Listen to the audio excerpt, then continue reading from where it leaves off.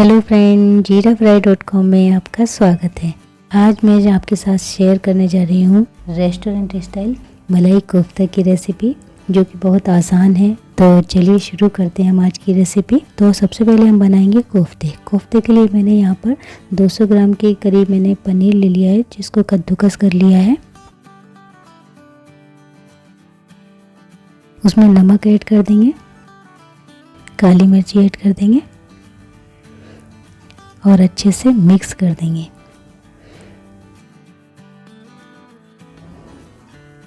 इसको हम अच्छे से हाथों से मसल कर मिक्स कर लेंगे। अब हम इसमें 2 चम्मच के करीब कॉर्नफ्लोर ऐड करेंगे। यदि आपके पास कॉर्नफ्लोर नहीं है तो आप इसमें मैदा भी डाल सकते हैं। ये देखिए मैंने अच्छे से मिक्स कर लिया है। और यहीं पे मैंने चॉप्ड ड्राई फ्रूट ले लिए हैं, जिससे मैं कोफ्ते में भर सकूं। देखिए थोड़ा सा मैंने मिक्सचर ले लिया है कोफ्ते का।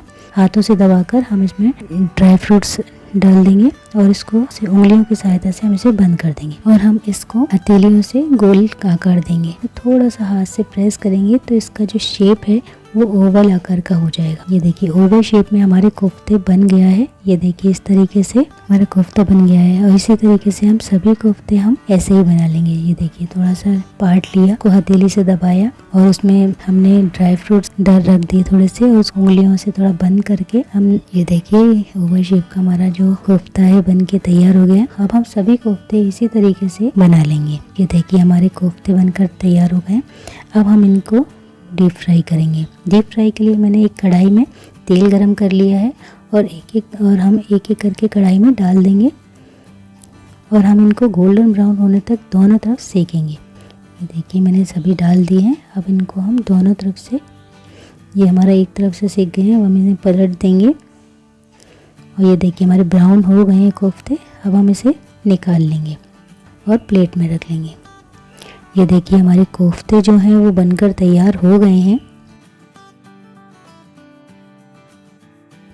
अब हम बनाएंगे ग्रेवी। ग्रेवी के लिए सबसे पहले हम कढ़ाई में बटर डालेंगे। तो ये हमारा बटर मेल्ट हो गया है। अब हम इसमें एक तेजपत्ता डाल देंगे, एक बड़ी इलायची डाल देंगे, कटी हुई हरी मिर्ची डाल देंगे और 1 इंच के करीब दालचीनी डाल देंगे। इनको डालने के बाद हम रफली चॉप्ड प्याज डाल देंगे। मोटा मोटा ही मैंने इसको काटा है। प्याज हमारी थोड़ी सी फ्राई हो जाएगी। उसके बाद हम इसमें डाल देंगे 4-5 कली लहसुन की डाल देंगे। 1 इंच के करीब मैं यहाँ अदरक डाल रही हूँ और इनको अच्छे से फ्राई कर लेंगे।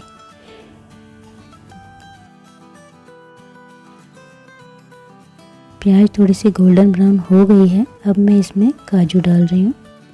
1/4 कप के करीब मैंने इसमें काजू डाले हैं और इनको अच्छे से हम भून लेंगे। ये देखिए अच्छे से जो काजू और प्याज अच्छे से भुन गए हैं। अब मैं इसमें डाल रही हूँ कटे हुए टमाटर। मैंने यहाँ पर 2 बड़े साइज़ के टमाटर लिए हैं। जब तक टमाटर सॉफ्ट ना हो जाए तब तक हम टमाटर को भूनेंगे। टमाटर जो है हमारे सॉफ्ट हो गए हैं। अब मैं इसमें डाल दूंगी धनिया पाउडर, हल्दी 1/4 टीस्पून के करीब, लाल मिर्ची पाउडर और नमक। ये सब डालकर हम अच्छे से मिक्स कर लेंगे। 2 से 3 मिनट हो गए हैं। मसाला हमारा जो है अच्छे से मिक्स हो गया है।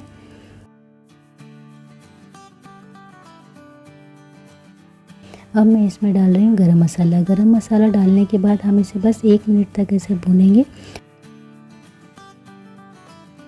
ये देखिए मसाला हमारा भुन गया है। अब हम गैस बंद कर देंगे। इसको पूरा ठंडा होने देंगे। ठंडा होने के लिए रख दीजिए। मसाला जो है बिल्कुल ठंडा हो गया है। अब मैं मसाले को मिक्सी के जार में डाल दूंगी।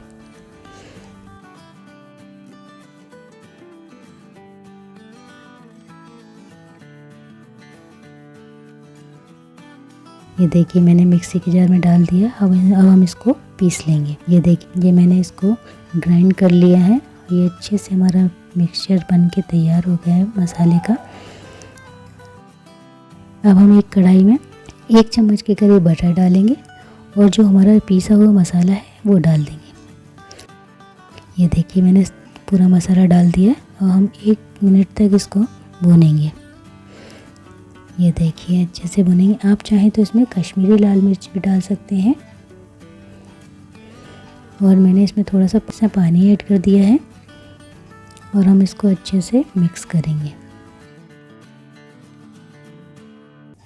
ये देखिए मसाला जो है हमारा अच्छे से भुन गया है और इसमें एक उबाली भी आ गई है। अब मैं इसमें क्रीम डाल दूँगी। आप चाहें तो इसमें घर की मलाई भी यूज़ कर सकते हैं और मैंने यहाँ पर अमूल की फ्रेश क्रीम यूज़ की है 1/4 कप के करीब। 1 चम्मच के करीब मैं इसमें चीनी डाल दूँगी। इससे जो है ना ग्रेवी का टेस्ट बिल्कुल रेस्टोरेंट जैसा ही आता है। और मैंने थोड़ी सी कसूरी मेथी ली है, वो ऐड कर दी है इसमें। कसूरी मेथी और चीनी का जो टेस्ट जो आप खाएंगे तब तो उसको ऐसा लगेगा जैसे हम रेस्टोरेंट में खा रहे हैं। ये अब हमारी जो ग्रेवी है वो बनकर तैयार हो गई है। अब हम इसमें कोफ्ते ऐड कर देंगे। ये देखिए मैं सभी कोफ्ते इस तरीके से डाल रही हूँ एक एक करके। और इसमें थोड़ा गार्निश करने के लिए इसमें मैं क्रीम और ऊपर से डाल रही हूँ। ये देखिए क्रीम मैंने डाल दी है। ये हमारे जो मलाई कोफ्ता है वो बनकर बिल्कुल तैयार है। आप इस रेसिपी को ज़रूर ट्राई कीजिएगा। देखिए मलाई कोफ्ता हमारा बनके बिल्कुल तैयार है। अब आप इसे सर्व कीजिए लच्छा पराठा के साथ, रोटी के साथ, राइस के साथ। बहुत ही टेस्टी और यम्मी लगता है। ये देखिए बहुत ही सॉफ्ट और कोफ्ता हमारा बहुत ही सॉफ्ट बना है। आप इस रेसिपी को ज़रूर ट्राई कीजिए। हमेशा की तरह यदि आपको मेरी रेसिपी पसंद आई है तो आप इसे लाइक, शेयर और सब्सक्राइब ज़रूर कीजिएगा। Thank you.